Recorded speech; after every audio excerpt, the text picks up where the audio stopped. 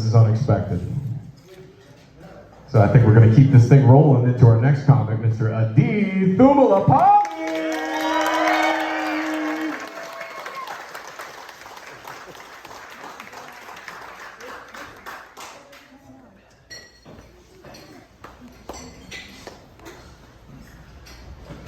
Hey everybody, thanks for coming out tonight. I hope everyone's been having a great day so far, but if you're not, well, that's what the alcohol is for.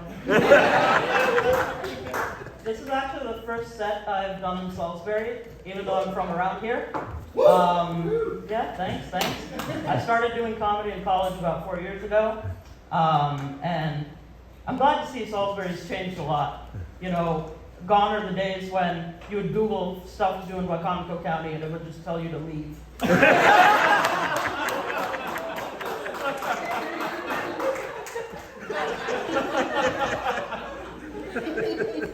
But like I said, I started doing comedy in college after a friend and I had a conversation about doing things that put us out of our comfort zone. So in a moment of spectacular decision making, she, like 40% of white girls in college, decided to cut her hair and switch her major to journalism. I, on the other hand, decided to do stand-up comedy. Thank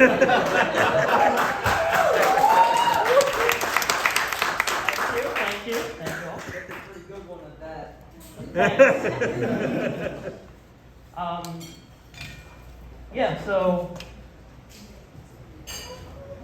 I'll never forget my mom's reaction when I first told her told my parents that I was doing stand-up comedy. I sat them both down and was like, guys, I've been doing something for the past couple of months, and I could see my mom's brain immediately jump to like worst case scenario, like a Star Destroyer jumping to hyperspace, just immediately, as fast as she could go, worst case scenario. And it's like, oh God, he's dating a white girl, isn't he?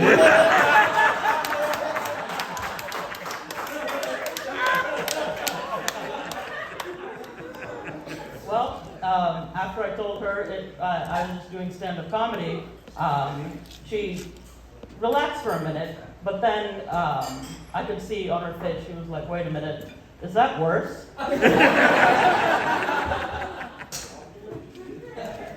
Yeah, so I like to give my parents a hard time about it, but both of them have been super supportive about my comedic endeavors. Hey, what about me? Yeah, my brother too. But yeah, even so, I still waited until my mom was out of the country before I made a joke about me dating. Because she would freak out. My dad's in the crowd, but you know, I'm not too worried about him.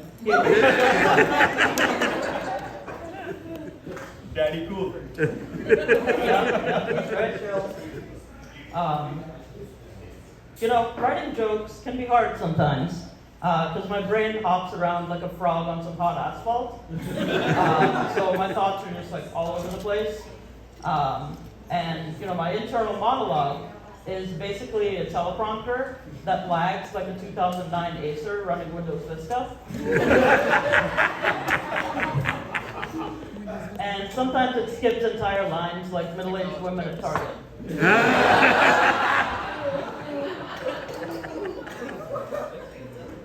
But, yeah, comics like to make jokes that, you know, their audience can relate to. And these days, things that everyone can relate to are politics, COVID, childhood trauma, and just driving. I'm only going to do one COVID joke, though, because I think we're all sick and tired of hearing about it. But it seems to me that as the COVID cases spiked, so did the number of people who wanted to question the science and formulate their own opinions. Like, okay, like, come on, Jared, you're not going to be formulating any opinions about coronavirus. You failed high school bio. What?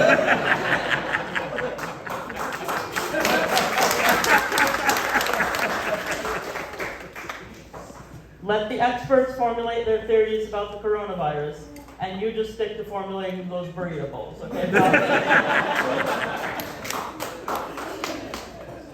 I'm not going to talk about politics, and I really don't have that much childhood trauma because my parents are great. Big shout out to my parents. Thank you. So I guess that leaves one last thing. Shitty driving. I think everyone can relate to that. So a couple of shitty places to drive. I-95. Yeah. The New Jersey Turnpike. The entire state of Delaware.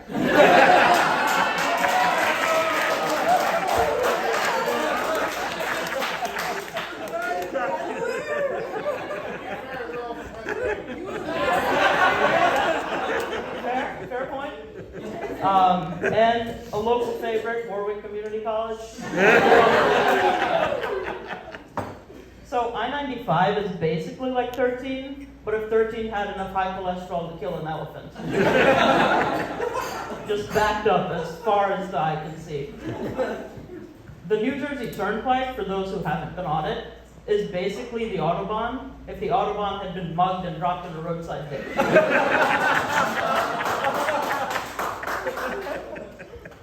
And Delaware is awful for an entirely different reason. The speed limit is so slow, the drives are not that eventful, that even your 7-year-olds will be begging to pull over and take advantage of the lack of sales tax.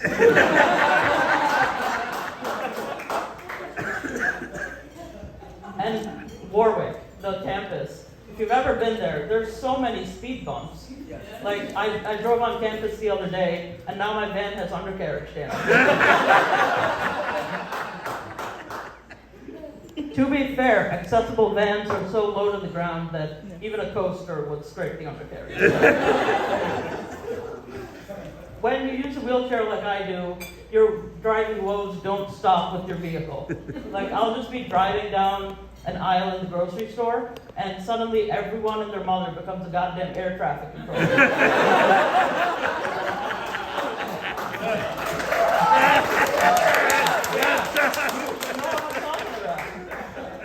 Just some random dude with a cucumber and a tube of Pringles just trying to like direct me where to go. People like grabbing their children and like flinging them out of the way. Matrix style dodging. You know, like pressing themselves up against the aisles like someone hanging onto a door in the Arctic Ocean.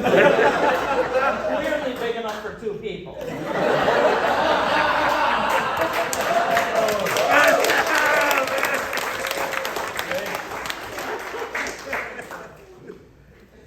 Just like desperately trying to get out of the way of the person in the chair.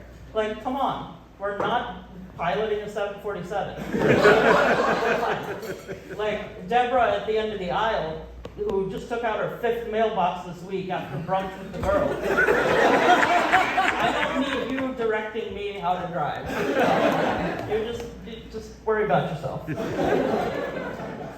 But, yeah, man, these spotlights are really bright. Yeah, like John over there was telling me, yeah.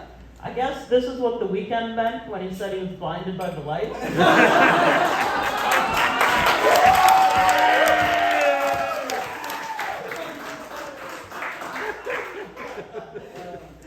All right, I have one more bit that I always like to put in all of my sets. It got a really big laugh like the first time I did it, and I honestly wasn't surprising it, or I wasn't expecting it. I was surprised. But yeah, here it is. I really frickin' hate stairs.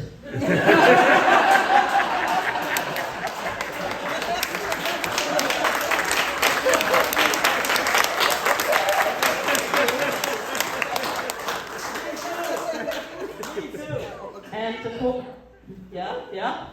Other stair haters in here, yep. I agree, little man. I got you. But to quote Rocket Raccoon from Guardians of the Galaxy, only I don't say frickin'. All right, that's it for me. Thank you all.